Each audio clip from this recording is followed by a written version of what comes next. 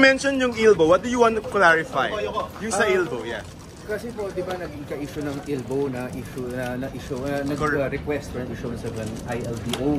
Yes, sir. Nami-misinterpret po ng marami po ano yung ILBO, di ba? Opo. So, clarification niyo, sir. Yung ILBO kasi po, ang intindi ko doon, ano lang po yun talaga, parang you can travel as long as you give notice kung saan ka pupunta.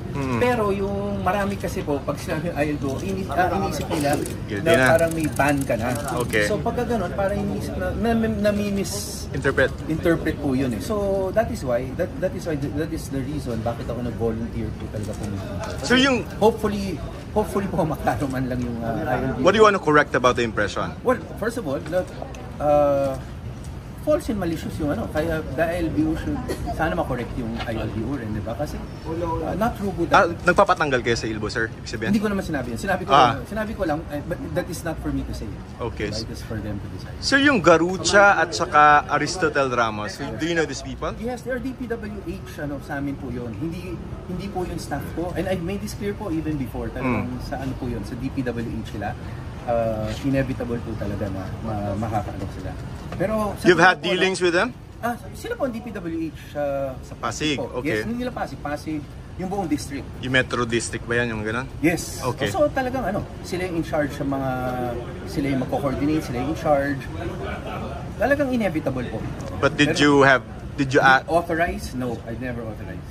Authorize what, sir? Yung tinatanong sa Bagman, mga gano'n? Wala po, parang gano'n. What were Whether government or non-government, wala po. Pero pagpasensya niya na, talagang tagal namin okay na, nabigay na ako ng interview na dati. Yes, sir. Pagpasensya niya na, talagang nag-report na ako dito to clear my name. So I hope that is satisfactory. Nag-volunteer kayo and yes, you request for an executive session. Where's the transparency there, sir? Alam niyo po, sir, this way please. Ito lang po, sa totoo lang. Sa totoo po, ang example ko nga dyan talaga is the ILBO. Okay.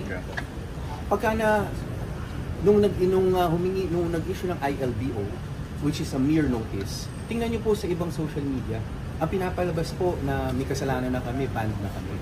And that is, alam mo yun, you cannot, sometimes ang hirap ma-correct. Pagka yung reputation mong ganong may sinabi na banned ka from that is really the I guess the consequence of technology. And yun po talaga yun. Sir, but I hope you understand. And siguro po, okay na po yun. The next time na po, pasensya na. Ayun, go ahead. Are you willing to go